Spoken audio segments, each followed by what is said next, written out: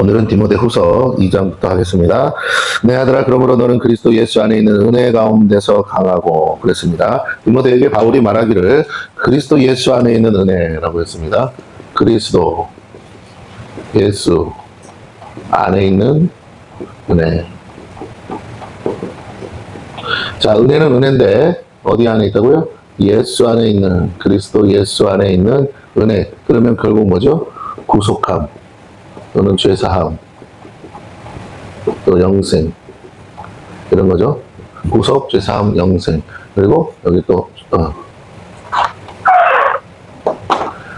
중생, 그리고 영생. 이게 다 예수 안에 있거든요. 구속을 받고 죄사함을 받고 중생과 영생을, 그래서 중생을 이제 맛보고 영생으로 나아가는 것이죠. 이것들이 그리스도 예수 안에 있는 은혜인데, 이 은혜로 어떡하라? 강하라 그랬습니다. 이 은혜 가운데서 강해져라. 이 은혜 가운데서 강해져라.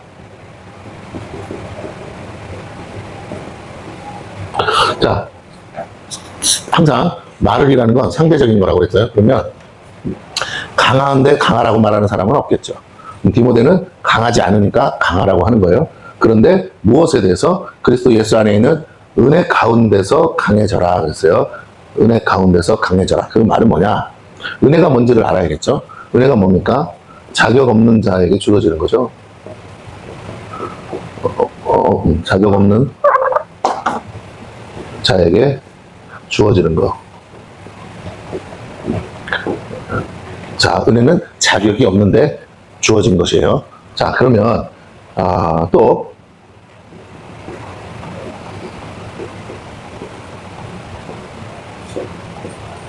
값으로 살 수 없는 것인데 주신 거, 이거죠. 나는 자격도 없고 그리고 값으로 살 능력도 없는데 하나님이 일방적으로 주신 거, 그게 구속, 죄사함, 중생, 영생이라는 거예요. 자, 그러면 자격 없는 자에게 주어졌으니까 디모데 입장에서 디모데는 자격이 없다. 그러나 하나님이 은혜로 주셨다. 그런데 무엇을 주셨습니까? 디모데에게 목회자라는 또는 지도자라는 그 직분을 주셨잖아요. 직분. 네. 바울이 하나님이 나를 충성되게 여겨서 나를 이방인의 사도로 세운 것처럼 하나님이 디모데라는 사람은 인간적으로 보는 거예요. 인간적으로 보면 육적으로 뭐라고요? 연약해요. 또 뭐라고요? 나이도 어려서 연소함. 나이도 어리고 연약한데 우리가 아는 것처럼 디모데후서 여기 보면 어디 있지? 디모데 전서에 나왔었나요? 여기 지금 여기 1장에는 없었죠? 네 연소함을, 그 사람들이 너를 연소하다고 이렇게 함부로 하게 하지 말라는 게 디모데 전서에 나왔었죠? 지금 갑자기 찾아내니까 못 찾겠네. 자, 어쨌든 그런 내용이 있었어요. 자, 그러니까 디모데가 굉장히 나이가 어려서 일반인들에 비해서 어린 나이에 교회의 목회자, 지도자가 되었다는 거죠. 오늘날로 말하면 나이 한 20 몇 살 된 목사가 개척한 거야. 그래서 단임 목사를 하는 거죠. 근데 성도들은 50세, 60세 이럴 수 있잖아요. 그러니까 목사님으로 인정은 하는데 사회적 경륜으로는 뭐 내 아들뻘이야. 그러니까 어떻게 좀 만만할 수 있겠죠. 그 연소한 것과 또 연약한 걸로 보자면 에베소 교회를 맡길 만큼은 자격이 안 될 것 같아. 인간적인 면에서 또 영적인 면이나 뭐 이렇게 여러 가지가 있을 수 있는데 경험도 한 번도 경험해 본 적이 없는 처음 부임해서 목회하는 경력도 없는 그런 사람에게 하나님 바울을 통해서 교회의 지도자로 세워졌어요. 그러니까 얼마나 주눅들고 또 여러 가지로 눈치도 보고, 그리고 디모데가 성격이 괄괄하고 강하면 좋은데 몸도 약해. 몸도 병도 있고 병도 있어요. 병도. 근데 이게 만성병이란 말이에요. 그러니까 체질적으로도 약하고 성품적 인성적으로도 약하고 모든 게 누가 봐도 부실해 보여. 오늘날로 말하면 젊은 데다가 딱 봐도 어려. 그런 데다가 뭐라고요? 삐쩍 말랐어. 피죽도 하나 제대로 못 먹은 거죠. 근데 뭐 조금만 하면 헥헥거리고 콜록거리고 막 훌쩍거리고 이래. 그럼 그런 목사님 모시고 신앙생활 하는 게 성도들 입장에서 답답하지 않을 수 있죠. 만만할 수 있고 트집 잡기 좋고, 예. 성격도 막 소리도 개미 기어가는 소리로 여러분 이렇게 막 조용조용히 하는데 어찌 보면 참 좋은데 어찌 보면 참 뭔가 이렇게 목사님이 힘이 있고 능력 있고 막 그랬으면 좋겠는데 그게 아니야. 그러니까 바울이 뭐라고 한다고요? 그리스도 예수 안에 있는 너 다른 거 너 내세울 거 없어. 오직 너를 택하시고 너를 지명하여 부르신 하나님 그 예수님의 은혜만을 생각하고 뭐하라? 강해져라. 너를 부르시고 택하신 분이 사람들이 아니야. 그 교회 담임 목사로 세우신 게 사람들이 아니라고. 사람들이 투표해서 한 거 아니야. 하나님이 너를 세우신 거야. 그러니까 하나님 믿어. 하나님 백 믿고 가. 너가 뭘 어떻게 잘해보겠다 생각 안 해도 돼. 어차피 안 돼. 네가 그럴 능력도 없어. 그래도 너한테 이 자리 맡긴 것은 네가 뭐라고? 하나님만 바라봐라. 하나님만 의지해라. 그러면 디모데가 해야 될 일이 뭘까요? 강해지기 위해서 디모데가 해야 될 일이 뭘까요? 여러분. 무릎 꿇는 일밖에 없다는 거예요. 디모데는 하나님 앞에 조상창 무릎을 꿇어야 돼요. 그래야 하나님의 은혜로 하나님이 그 연약한 디모데를 사용하사 디모데 목사님을 통해서 하나님의 진리의 말씀이 선포되고 하나님의 능력이 나타나는 거예요. 디모데가 인간적으로 연약한 거지 디모데는 영적으로는 강할 수 있어요. 그래서 영적 권위를 주려면 어떻게 하느냐? 쉬워. 하나님이요. 디모데가 말하면 이루어지게 하고 디모데가 손 얹고 기도하면 병이 낫고 귀신이 떠나가고 이 강력한 영적 권위를 부여해버리면 피리피리하고 연약하고 보잘것 인간적으로는 아무것도 볼 거 없어도 하나님이 사용하는데 아무 문제가 없다는 거예요. 왜? 교회에 필요한 건 영적인 권위지 세상적인 능력이 아니니까. 그렇습니다. 이게 중요해. 그래서 하나님은 어떻게 하셨냐? 사람을 외모로 보지 않으신다. 왜? 외모를 어차피 볼 필요가 없어. 이 영적 권위라는 건 외모가 아니거든요. 외모라는 것 자체가 육적인 거야. 눈으로 보이고 사람들이 금방 보고 알아볼 수 있는 거. 그게 아니고 영적인 권위로 모든 것이 해결된다. 그렇다면 오늘 여러분이 자꾸 나의 외적인 조건, 외적인 것들, 외모에 집착한다는 거, 그거는 하나님이 원하시는 방향과 전혀 맞지가 않다는 거. 외모를 본다는 건 자꾸 뭐예요? 있는 거, 또 없는 거. 눈으로 봤을 때 있는 거, 없는 거 찾는 거거든요. 이거 안 돼. 이거 오래 못 가. 이거 반드시 뭐예요? 사고가 나게 돼 있어요. 너무 잘나도 문제, 너무 못나도 문제. 예? 너무 똑똑해도 문제, 너무 멍청해도 문제. 외적인 건요, 전혀 도움이 안 돼요. 오직 뭐라고? 하나님의 것. 하나님으로부터 오는 거. 근데 하나님의 것을 받는 방법은 하나님 앞에 두 손 들고 무릎 꿇는 수밖에 없어요. 디모데가 할 수 있는 기도가 뭡니까? 네, 헬프미 도와주세요. 하나님 도와주세요. 디모데는 본질적으로 조건 자체가 자기 힘으로 할 수 있는 아무것도 할 수 있는 상황이 아닌데 디모데가 오직 하는 건 무릎 꿇고 눈물로 날마다 기도하는 거죠. 바울 사도가 옆에 있을 때가 좋았지만 없으면 뭐라고? 아무데도 기댈 데가 없으니까 누구한테 기대요? 하나님만 찾고 밤낮으로 눈물로 기도하는 거죠. 하나님, 솔로몬이 말했던 거죠. 나는 어린아이인데 내가 어떻게 왕이 돼가지고 졸지에 아버지가 돌아가시는 바람에 내가 이걸 어떻게 감당합니까? 이 백성을 내가 무슨 수로 감당합니까? 라고 했을 때 하나님이 그에게 전무후무한 지혜와 부귀영화를 주신 것처럼 디모데가 뭐라고? 하나님, 나는 어떻게 해본 적도 없고 바울 선생님 계실 때야 가능하지만 저는요 하면서 그랬을 때 하나님은 디모데에게 걱정하지 마. 내가 너와 함께하리. 영적 권위는요 임마누엘이야. 성령의 임재, 나와 함께 하신 성령의 기름 부으심, 임마누엘, 함께 하시는 하나님. 하나님이 나와 함께 하시면 내가 할 일은 그런 게 아니다라는 거야. 자꾸만 우리는요, 우리가 뭔가를 할 수 있고 해서 인정받고 하려고 그러는데 아니. 하나님이 원하는 건 무릎 꿇는 거야. 하나님의 권위 앞에 무릎 꿇는 지도자가 돼야 하나님이 세우시는 거예요. 하나님 앞에 대적하는 자는 하나님이 꺾으시는 거예요. 하나님 앞에 교만한 자는 하나님이 꺾으셔. 그러나 하나님 앞에 겸손한 자를 하나님이 들어서 세우세요. 누구 앞에? 사람들 앞에. 그러니까 내가 권위 앞에 설 줄 알아야 돼. 권위 앞에서는 끝까지 낮아지는 거예요. 엎드리는 거예요. 이게 돼야 높임을 받고 세움받을 수가 있는 거예요. 근데 스스로 낮아지지 않고 스스로 엎드리지 않고 스스로 겸손하지 않으면요. 자기가 옳다고 그러고 자기가 맞다고 그러고 나는 이렇게 생각한다. 결국 내 인생의 주인이 나예요 하면서 내 인생은 나의 것 노래 쳐부르고 다니면 하나님이 반드시 그 무릎을 꿇고요. 나의 무릎을 친다고. 나의 뭐라고요?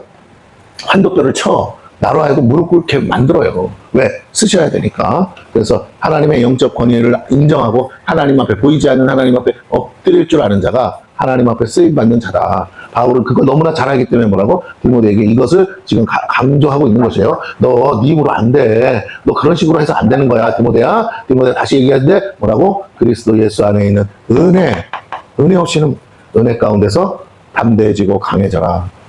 강한 척 하라는 게 아니에요. 어떻게 강해져? 속으로 강해야 되잖아. 견딜 수 있어야 된다는 거죠. 버틸 수 있어야 돼. 너가 이겨먹으려고 하지 말고 그 어떤 공격과 그 어떤 환란과 그 어떤 핍박과 그 어떤 것에도 믿음 잃지 않고 뭐 할 수 있는, 견딜 수 있는 맷집이 강력한 거죠. 인간적으로는 맷집이 없어. 근데 영적인 맷집을 가지고 있으면 걱정하지 마. 내가 너와 함께 이렇게, 내가 너를 도와줄게. 그래서 어떻게 해요? 내 주변의 사람들이 나를 보호하기 시작하고, 내 주변의 사람들이 나의 필요를 채우기 시작하고, 내 주변의 사람들이 갑자기 나의 영적 권위 앞에 엎드리기 시작하면서 그들이 가지고 있는 육적인 것들을 보호막으로 쳐주는 거죠. 그래서 모든 것들을 하나님의 선 안에서 해결되는 거예요. 목회자들이 그럼 뭘 가지고 합니까? 영권 가지고 하는 거지. 다 마찬가지. 오늘 바울이 그 점을 너무나 잘하기 때문에 그걸 강조하면서 이렇게 말해요. 그걸 위해서 해야 될 일이 있는데 네가 해야 될 일은 이거야. 이거 하라고 보낸 거야. 딴 거 하려고 하지 마. 하면서 하는 게 뭐냐면 2절 같이 읽습니다. 시작. 또 내가 많은 증인 앞에서 내게 들은 말을 충성된 사람들에게 부탁하라. 그들이 또 다른 사람들을 가르칠 수 있으리라. 2절. 이거 유명한 구절이죠. 이거 제자 훈련의 아주 슬로건인데 자 보세요. 많은 증인 앞에서, 너가 많은 증인 앞에서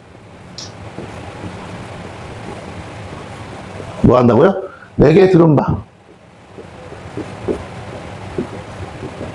봐라. 충성된 사람들에게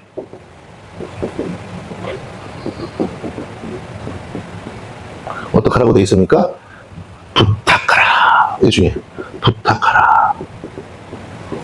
또 그 다음에 뭐라고 합니까? 그들이 또 다른 사람들을 뭐하리라? 가르칠 수 있으리라. 자, 여기서 중요한 게 뭐냐면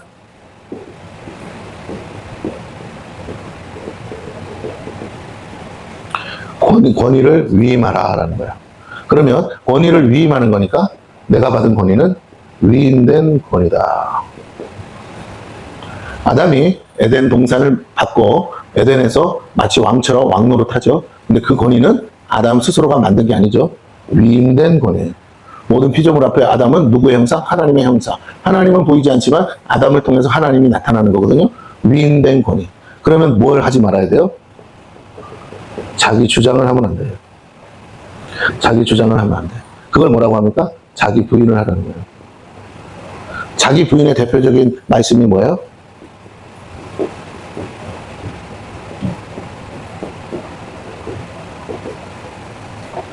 나의 나된 것은 주의 은혜라. 내가 나된 것은, 지금의 내가 된 것은 주님의 은혜야. 아까 얘기한 것처럼 은혜. 은혜 없이는 안 돼. 근데 자꾸만 사람들은요, 권위에 집중하다 보니까 자기가 위임되었다는 사실, 내가 위임받았다는 사실을요, 그러면 내가 누군가에게 위임받았다는 건 나보다 높은 권위가 있는 거잖아. 나보다 높은 권위가 있다는 걸 잊어버려. 자기가 가진 권위만 생각하고, 자기의 권위를 어떻게 쓸까만 생각하고, 내가 누구로부터 권위를 위임받았다. 그럼 자보세요. 위임하라 그랬으니까 위임된 권위는 어떻게 될 수 있다고요? 폐기될 수 있다고. 내가 잘못하면 위임했지만 다시 폐기할 수 있어요. 대사가 외국에 나가 있습니다. 대통령이 보내요. 그는 대통령과 같은 급으로 일을 합니다.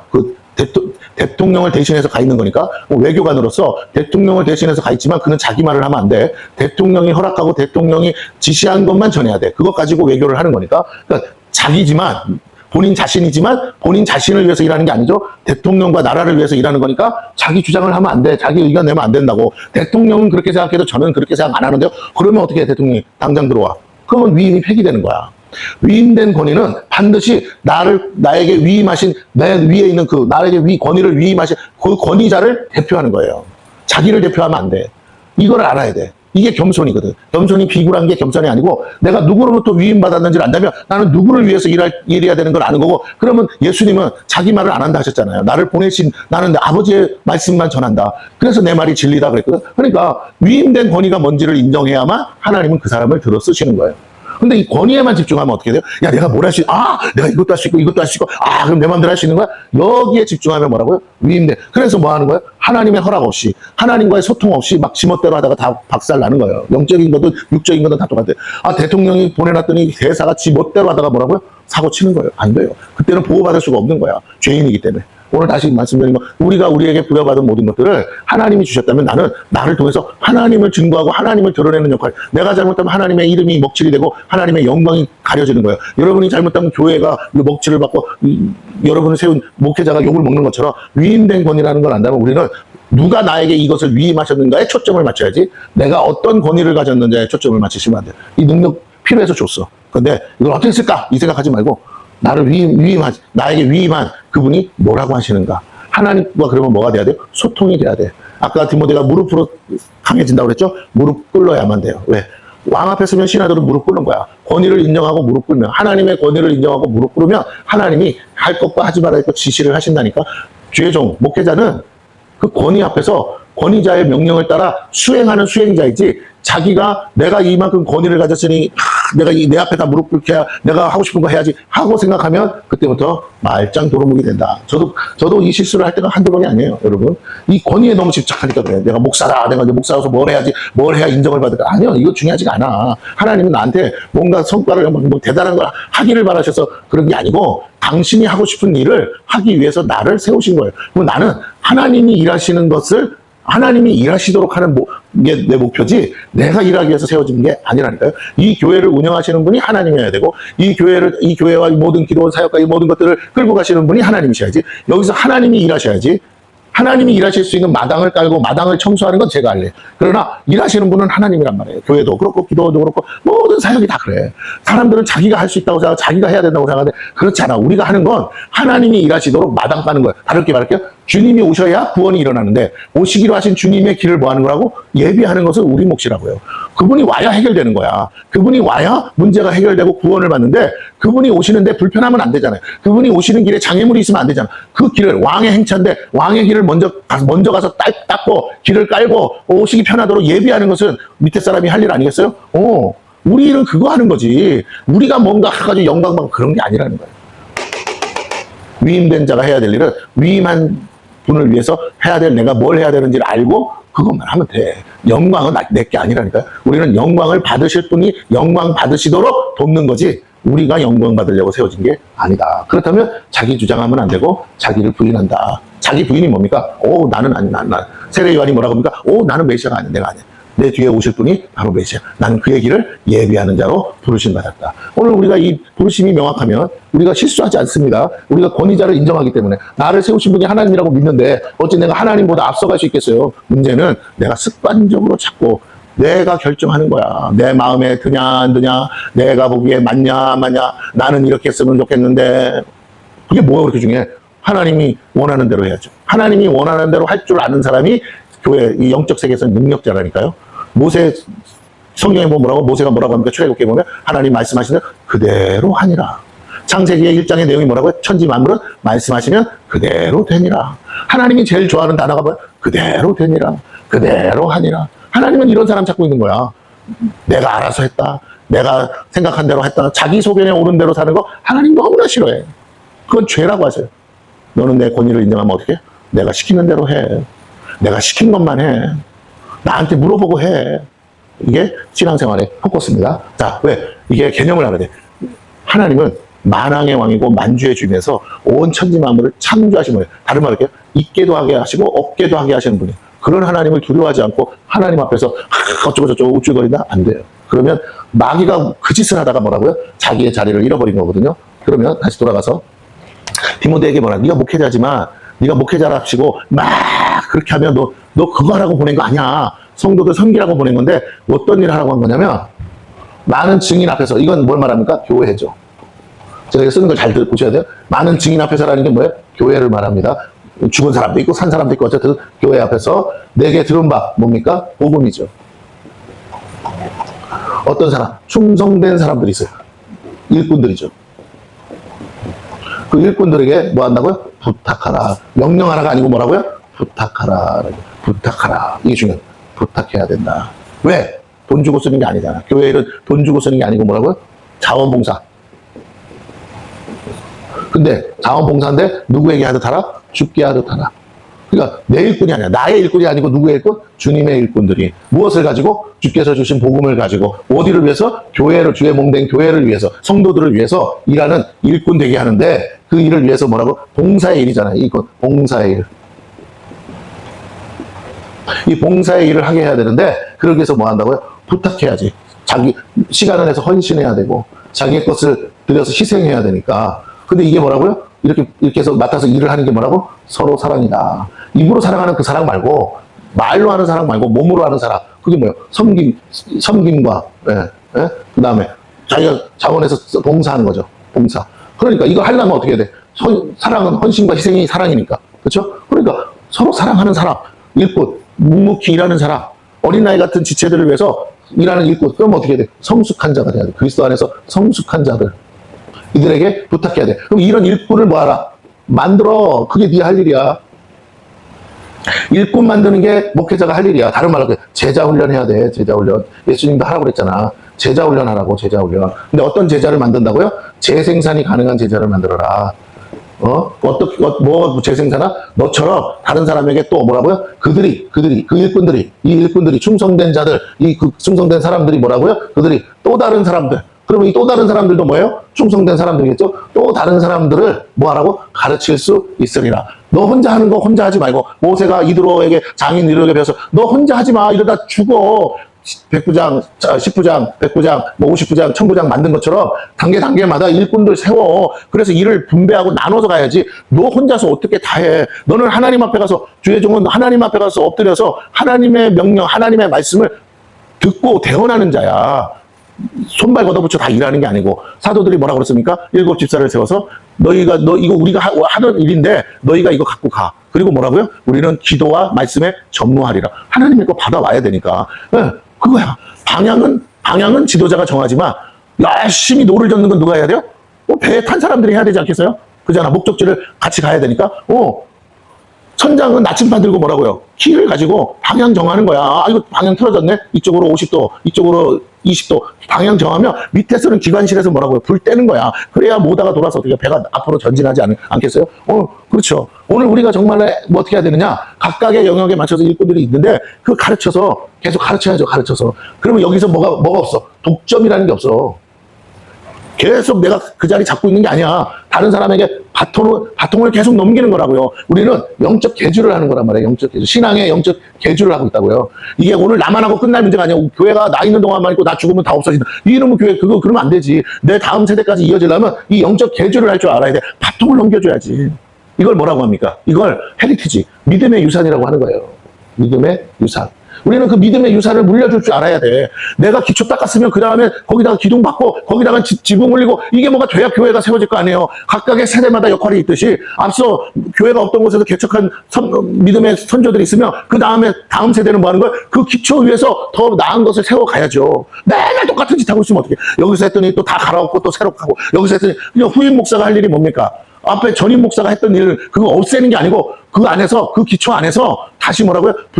아닌 것 같은 건 빼고 거기서 세워야 될 교회를 세우는데 이제는 때가 다 됐네요. 기초는 완성이 됐고 이제 기둥 박아야 돼요. 근데 누가 와가지고 기초를 더 닦아야 됩니다. 그거 아니지. 언제 어느 때까지 이제 기둥 세워야죠. 그 기둥 세우는 거야. 내가 이미 와 있는 털을 없애는 게 아니라. 근데 잘 못하는 목사는 어떻게 해요? 전임 목사가 한 거 다 갈아엎고 새로 하려고 그래. 그러면 아무것도 안 돼. 왜? 성도들은 거기에 훈련돼 있고 거기에 익숙한데 후임자가 와서 다시 판을 깔면 어느 세월이 하냐고. 지금 다 나이 먹어가지고 이제 좀 우리 교회가 잘 돼서 영광을 보려고 하는데 이놈 먹고 와가지고 새로 시작한다네. 다 싫어하지. 그래 똑같아. 기본을 알면 내가 뭘 해야 되는지 아는 거죠. 내가 후임자로 왔으면 후임자가 하는 뭐야? 바통을 받아서 더 잘 이어갈 수 있는 걸 그림을 그려야지. 자꾸 생각하겠다. 지금 이 시대는 이렇게 뭐 AI 시대입니다. 다 바꿔야 돼. 바꿀 수 있지. 교회도 바꿀 수 있고 다 바꿀 수 있어. 근데 교회에서 뭐라 그러는지 알아요? 그런 목사가 오면? 네? 다 바꿔야 됩니다. 그래야 교회가 영어무궁 삽니다. 그러면 교인들이 뭐라고 할 것 같아요? 네? 알겠어요. 무슨 말인지 다 알아들었어요. 맞습니다. 옳습니다. 그래서 말인데요. 목사님 딴 교회 가세요.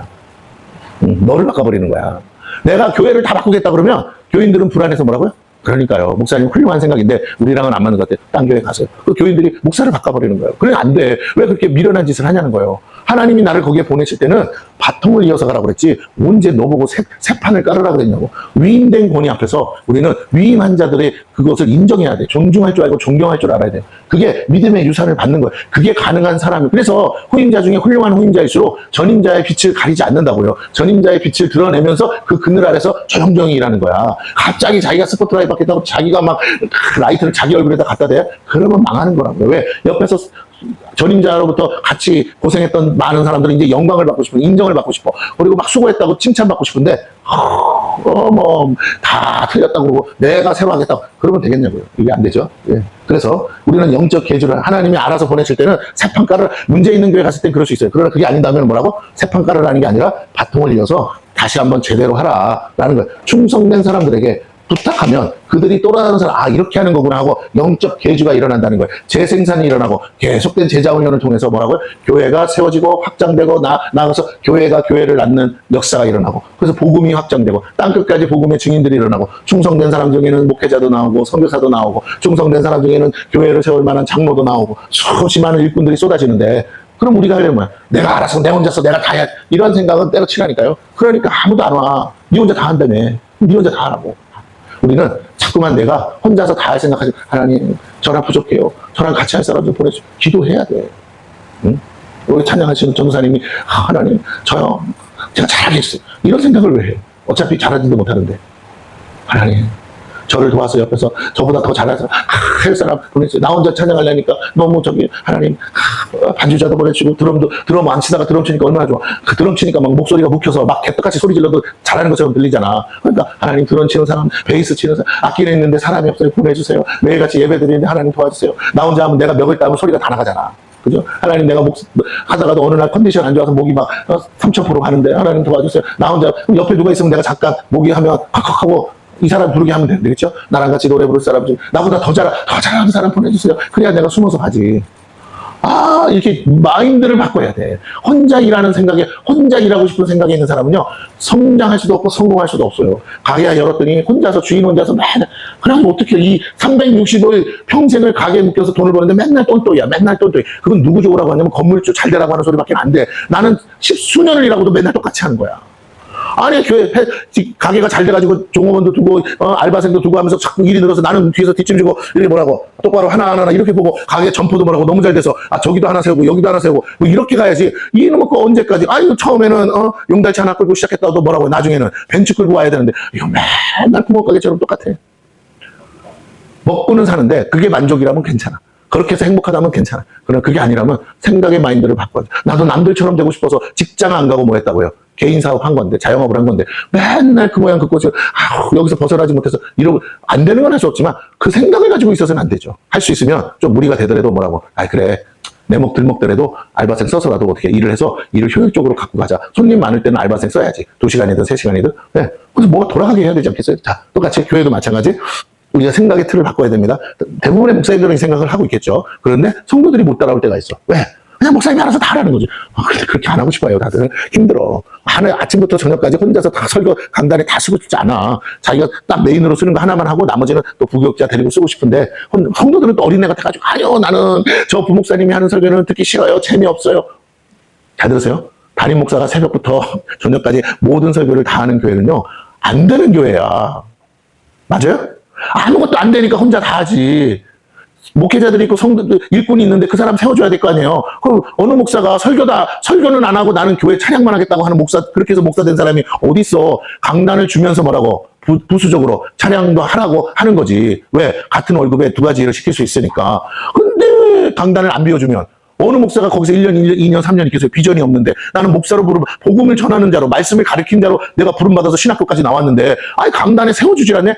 물론 자기의 은사가, 저는 목사님, 저는 말주변이 없어서 저는 설교만 안 시켜주면 좋겠어요. 저는 주의 일은 하는데 저는 행정 목사, 그런 사람도 있어요. 그러나 제가 또 세워줘야 하지 않겠어요? 중요한 겁니다. 오늘 저와 여러분이 생각을 바꿔야 돼. 주님의 의도를 아는 게 중요한 거지, 내가 뭘 하고 싶으면 하나도 중요하지 않다. 나보다 더 잘하는 사람은 세상에 천지백갈이다. 근데 그 사람들이 처음부터 오지는 않는다.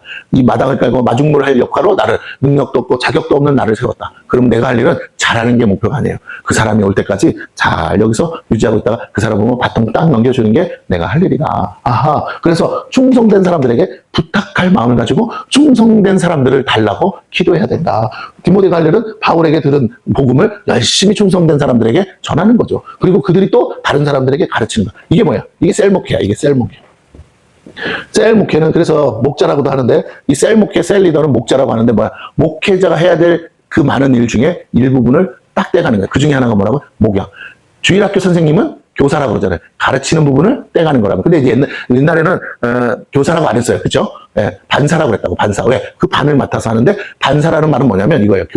교사랑 비슷한 말이긴 한데, 실제로 학교 교사 선생님은 아니잖아요. 그러니까 그 반을 맡아서 하는데 뭐래? 목양을 하는 거야. 목사님을 대신해서 어린아이들 목양을 하는 거야. 그래서 뭐라고 주일학교, 여름상학교 가면 뭐라고 배워요? 반목회라고 배운다고, 반목회. 요즘은 그런 게 세미나를 안 해서 그렇지. 주일학교 반사 선생님이 그걸 뭐 한다고? 자기가 열심히 전도해서 자기 반 분리라고? 뭐 그래서 그 무디 전도부 막 하잖아요. 그래서 반 분리라고. 그래서 애들 없는 반, 그 뭐야, 그 반 맡아가지고 불리는 거 막 간증도 하고 하잖아. 애들인데 내가 100명을 만들었다. 왜? 반목회를 해야 돼. 근데 그러면 선생님은 훈련시키고, 그래서 훈련시키는 거잖아. 그 여름 성경학교 하면서, 여름 성경학교가 뭐, 왜 그 여름 성경학교 때 그걸 가르치냐고요? 여름 성경학교 때가 뭐예요? 전도의 통로 아닙니까? 옛날에는. 요즘은 캠프로 바뀌니까 전도가 안 돼서 문제지. 옛날에는 동네방네 돌아다니면서 애들 모아가지고 그때 불리는 거야. 그래서 반목회를 하는 거야. 그래서 애들 신방하고, 반목회를 가르쳤다고. 그러니까 목사가 할 일만큼을 성도들한테 가르쳤다고. 어떤 사람, 교사들은 충성되잖아요. 충성된 사람들한테. 그 아이들 길러내라고. 그 아이들이 교회의 기둥들이라고. 앞으로 그들이 10년, 20년 후에는 교회를 짊어질 청년이요, 교회를 짊어질 집사들인데 니네들이 열심히 해라. 반사 선생님, 교사 했던 분이 20년, 30년 반사하고 났더니 뭐라고? 할머니 됐는데, 권사님 됐는데 보니까 그때 길렀던 애들이 교회에 뭐라고요? 안수 집사 되고 장로 되고 그러는 거 아니겠어요? 예, 그런 거예요. 오늘 교회의 아름다운 믿음의 유산이 이렇게 흘러가야 된다. 그걸 뭐라고요? 계속 흘러가는 걸 전통이라고 한다고요. 전통. 자, 그래서 이 바울이 지금 디모데에게 뭐하는 교회의 전통, 아주 아름다운 롤모델 전통이 세워지기 위해서 누군가는 마중물이 돼야 되고, 그 마중물에 혜택을 받은 사람들이 또 계속적으로 하면서 이게 재생산이 돼야 된다. 이것이 끊임없이 이루어지려면 뭐예요? 계속 전도해야죠. 그래서 셀목회의 목표는 뭐예요? 이렇게 하기 위해서 계속 전도해야 돼. 아니 뭐 들어오는 인풋이 있어야 뭐라고요? 아웃풋이 있죠. 그러니까 계속 나가서 전도하기 위해서 만든 게 셀이야. 그러니까 셀의 목표는 자기들끼리 모여서 먹고 마시고 놀고 그 수다 떨고 그게 목표가 아니고, 한 사람이라도 더 이 모임 안에 교회에 오기 전에, 이 교회에 오기 전에 그 모임 안에 먼저 집어넣는 거. 그래서 제가 여러분 우리 교회에서 한 달에 한 번씩 회식을 하라는 건, 그 회식 자리에 뭐라고요? 그 전도하고 싶은 사람을 초청해서 그와 함께 회식을 하라는 거예요. 셀 멤버들과 함께 친해지다 보면 결국 어디로 올 수 있다? 교회로 올 수 있다. 아리까리한 사람들 많아. 교회를 다닐까 말까, 또 다니던 교회도 있을까 말까, 또 어떤 사람은 나도 한번 교회 다녀볼까 하는 그런 사람들 초청하는 거예요. 교회로 달아오라면 안 와. 근데 밥 먹자 그러면 오니까. 그래서 같이 만나서 어울려서 이야기하고 자기들 얘기도 좀, 우리가 기도해드릴게요. 그러면서 우리 한 달에 한 번씩 식사 모임인데 오세요. 그러면서 하다 보면 두세 번 모이다 보면 교회에 오게 된다. 그래서 회식은 뭐예요? 전도를 위한 하나의 도구고 방편이다. 자, 그러면 목표는 영혼 구원이다. 근데 그렇게 해서 영혼 구원을 해야 땅끝까지 복음 전하는 일을 하는데 혼자서 못해. 너랑 같이 일할 팀, 충성된 자들을 가르치고 그들을 훈련시켜서 그들에게 맡겨서 너의 권위를 위임할 때, 연약한 디모데야, 너 혼자 하는 것보다 100배, 1000배 아주 시너지가 날 거다라고 지금 얘기하고 있는 겁니다. 그러면서 3절에 보세요. 너는 그리스도 예수의 좋은 병사로 나와 함께 고난을 받으라. 그럼 네가 할 일은 뭐냐? 이렇게 하고 권위를 위임하고 뭐 한다? 너는 좋은 병사로서 함께 고난받으라. 고난받는 일을 두려워하지 말아라. 고난받는 일에 솔선수범해야 돼. 교인들은 연약해요. 그래서 정말 병아리 같다고. 그러니까 겁쟁이들이야. 그러니까 목사가 앞으로 나서지 않으면 안 나서. 근데 목사가 나서는 순간 뭐라고요? 엄마 닭이 공격하려고 나서는 순간 병아리들도 같이 따라가는 거예요. 네. 근데 목사가 안 나서면 아무도 그 고난 때문에 다 도망가죠. 그래서 좋은 병사로서 이걸 해야죠. 나를 따르라. 이거 해야 된다는 거예요. 그래서 4절, 병사로 복무하는 자는 뭐라고요? 자기 생활에 얽매이는 자가 하나도 없나니. 자기 생활에 얽매이지 않는다는 게 뭡니까? 나부터 챙기지 않는다는 거죠. 나의 편안함, 나의 어떠함을 위해서 교회를 이용하지 말라는 거예요. 내가 집도 없고 아무것도 없고 다 없어도 먼저 교회부터, 성도들을 위해서 먼저 헌신해. 그러면 성도들이 나중에 다 고마워서라도 다 갚아준다. 자기 것부터 막 챙겨 먹으려고 하면 어떻게 된다? 그러면 교인들이 뒷짐진다. 헌신도 안 하고 희생도 안 한다. 그 얘기죠. 그래서 이는 병사로 모집한 자를 누가 기뻐하셔? 주님이 기뻐하죠. 5절, 그래서 어떻게 하라고요? 경기하는 자가 법대로 경기하지 아니하면 승리자에 관을 얻지 못하는 것처럼 너는 하나님 말씀대로 법대로 해. 자꾸 이상하게 편법 쓰지 마. 그래, 목사가 룰을 정하는 거예요. 자꾸 성도들이 룰을 정하게 하면 안 돼. 목사가 룰을 정하고 그 룰을 성도들이 따르게 해야 돼. 왜? 목사가 하나님의 음성을 듣고 하는 거니까. 근데 자꾸만 교회가 성도들의 회의를 많이 해서 성도들이 교회의 룰을 정하게 만들면 교회가요, 나중에 되는 것 같다가도 안 돼요. 왜? 서로 각자 편한 대로 하려고 하니까. 그래서 안 돼요. 자, 6절. 수고하는 농부가 곡식을 먼저 받는 것이 마땅하다. 그렇지. 목사가 먼저 축복을 받는 거 마땅한 거야. 그래, 목사가 축복받는 걸 봐야 성도들도 아마 저렇게 하면 축복받는가 보다 하지 않겠느냐라는 거죠. 7절. 내가 말하는 것을 생각해보라. 주께서 범사에 내게 총명을 주시리라. 그냥 아멘하지 말고 곰곰이 잘 뜯어서 그 말이 제가 지금 설명한 거야. 잘 곰곰이 생각해봐. 맞나 안 맞나? 맞지? 그럼 어떻게 해야 돼? 이대로 하면 돼. 그러면서 8절에 이렇게 말합니다. 내가 전한 복음대로 다윗의 씨로 죽은 자 가운데서 다시 살아나신 예수 그리스도를 기억하라. 초점은 이거야. 내가 전하지만 내가 전한 거 내 거 아니야. 누가 가르쳐 주신 거야? 예수님이. 그러니까 우리는 다 누가 롤 모델이야? 예수님이. 그러면 어떻게 해야 돼? 롤 모델. 우리의 대장 되시는 예수를 따라가야 돼. 예수를 닮아가야 돼. 예수를 묵상하고 예수를 기억해야 돼. 자꾸 나 생각하지 마. 바울 사도님만 오시면 다 그따위 소리 하지 말고 너가 예수를 바라보고 예수를 생각해서 뭐라고? 그 예수님이 하셨던 대로 너도 따라하면 된다라고 지금 디모데를 세우고 있습니다. 디모데의 리더십과 디모데의 영성을 세우고 있어요. 어린아이 같은 곳에서 이제 너는 장성한 교회 지도자야, 어른이라고, 어른답게 행동해라고 말하는 거예요. 다시 말하면 나한테 징징대지 마. 나 이제 너 보러 가기는 가지만 네 자리 뺏으러 가는 거 아니야 라는 거예요. 자, 그러면서 9절. 복음으로 말미암아 내가 죄인과 같이 매이는 데까지 고난을, 이건 감옥에 간 걸 얘기하죠. 그 이유가 뭐냐? 하나님의 말씀은 매이지 아니하느니라. 나는 매인 것 같아 보여도 하나님의 말씀은 매이지 않아. 그 말은 뭐예요? 나는 비록 감옥에 있어 지금 아무것도 할 수 없지만 너는 자유하잖아. 근데 너는 내게서 배운 자요, 들은 자요, 내가 너를 세운 자잖아. 그럼 너는 자유하니까 뭐라고? 나는 묶여 있어도 이 하나님의 말씀은 너에게 전달됐으니 뭐라고? 내가 너에게 그 자리도 내줬으니 이제 네가 마음껏 복음을 전해라 라는 거겠죠. 자, 그러므로 내가 택함 받은 자들을 위하여 모든 것을 참음은 그들도 그리스도 예수 안에 있는 구원을 영원한 영광과 함께 받게 하려 함이라. 바울이 뭐라고 합니까? 내가 비록 감옥에 있는데 이렇게 감옥에 있는 이 상황을 내가 참고 있는 것은 이 전도돼가지고 예수 믿는 이 에베소 교인들, 이 성도들, 이 소아시아에 세워진 많은 교회들 교인들이 다 염려하고 안타까워하는데 이것 때문에 믿음 잃어버리는 게 아니라 이럴지라도 소망을 잃지 않고 이럴지라도 하나님을 바라보라는 거예요. 그럼 바울이 여기는 안 써놨지만 바울이 목적이 로마의 감옥에 갇혀있는 이유가 뭡니까? 바울의 이유는 하나야. 가이사 황제 앞에 서는 거야. 그걸 얘기하는 거예요. 바울 선생님이 죄가 있어서 간 게 아니고요. 바울 선생님은 하나님의 계시를 받았고 주님이 직접 말씀하셨어요. 황제 앞에 쓴다고. 그래서 그 황제 앞에서 변론하는데 그 변론할 때 예수 그리스도를 증언하라고. 황제 앞에 누가 그걸 얘기하겠습니까? 바울 사도 선생님은 지금 황제 앞에, 가이사 앞에 가가지고 예수가 바로 진짜 하나님의 아들이시고 메시아라는 걸 증거하러 가시는 겁니다. 복음을 전하러 가시는 거예요. 가이사 황제가 예수 믿기 시작하면 로마가 다 복음화되는 거 아니겠습니까? 우리는 바울 선생님이 그 앞에서 담대히 전할 수 있도록 기도해야 됩니다. 이해가 되세요? 이거 목표에서 비전을 잃어버리면 상황에 묶여버린다니까요. 우리는 자꾸 상황을 바라봐. 근데 아니야. 이 모든 상황을 허락하신 하나님을 바라볼 때 왜 이걸 허락하셨느냐? 하나님의 비전을 이루려고. 요셉이 무슨 수로 국무총리가 돼요? 보디발의 감옥에 갇혔으니까 기회가 생긴 거지. 똑같아. 하나님의 방법은 사람의 생각과 달라서 하나님의 방법은 은혜라고 그랬잖아. 자격 없는 히브리인 요셉이 노예로 팔려왔는데 무슨 그 나라의 국무총리가 되겠어요? 말도 안 되는 어불성설이지. 그런데 하나님의 방법은 죄인으로 감옥에 있다가 간수장에게 은혜를 받다가 술 맡은 거나 떡 맡은 거 하는 자를 만나면서 그들의 꿈을 해석하면서 요셉밖에 할 수 없는 일을 하게 해서 바로의 근심을 해결해주고, 그래서 하루아침에 뭐라고? 요셉같이 하나님의 신에 감동된 자가 없다고 하면서 인장바지 빼주면서 졸지 하루아침에 국무총리 되는 길은 이 길밖에 없다는 걸 하나님이 아신 거예요. 그래서 너 비록 힘들지만 고난스럽지만 이거 감당해라. 억울하지만 지금은 내가 너한테 설명 다 못해. 그냥 꿈꾼 거, 꿈 그 계시, 그거 끝까지 믿을 거지. 그것만 믿고 있어. 그래서 내 앞에서 똑바로 서 있기만 해. 그러니까 어떻게 해요? 감옥에 끌려가는 한 있어도 죄 안 짓겠다고 하잖아요. 그랬더니 때가 되니까 뭐라고? 하나님이 요셉을 들어 사용하시더라. 오늘 우리의 삶이 어떤지 그런 거 보지 말고 나를 향하신 계획이 있다면 그래 묵묵하게 죄 안 지으려고 하면서 가는 거야. 또 죄 지었으면 회개하고 하나님, 나는 하나님을 믿습니다. 하나님을 믿습니다. 그럼 때가 되면 하나님이 우리를 한 방에 들어서 쓰실 수 있다. 영광은 하나님이 받으시는 거예요. 그걸 위해서 오늘 우리의 삶에 고난도 허락하시는데 우리가 성경을 제대로 안 보면 이해를 못해. 성경을 봐야 오늘 내 삶이 해석이 되고 그 해석이 돼야 내가 지금 뭐 해야 될지 알게 되고, 그러면 뭐라고요? 바울처럼 하나님의 영원한 영광, 구원을 영원한 영광과 함께 받게 하기 위한 목적이라는 걸 깨닫고는 묵묵히 가만히 변명도 하지 않고 참을 수 있는 거죠. 11절 밑보다 이 말이요 우리가 주와 함께 죽었으면 또한 함께 살 것이요 참으면 또한 함께 왕노릇할 것이요 장차 지금 현재 고난은 뭐라고? 장차 받을 영광과 좋게 비교할 수 없느니라. 그 말이에요 지금. 그러면서 우리가 주를 부인하면 주도 우리를 부인하실 것이라. 그러니까 어떻게 해야 돼? 이 고난 가만히 감내해야죠. 그래서 디모데에게도 뭐라고요? 너도 그 고난 감내라. 13절 우리는 미쁨이 없을지라도 주는 항상 미쁘시니 자기를 부인하실 수 없으리. 당신 자신을 부인할 수 없으니까 뭐라고요? 하나님의 뜻대로 하나님은 우리도 도와주시고 우리도 세워주시고 마지막에는 결국 우리도 왕노릇하고 하나님과 함께 살게 하실 것이다. 그 믿음 안에, 그 천국 소망 안에 우리가 오늘 하루도 그렇게 믿음으로 승리하면서 가야지.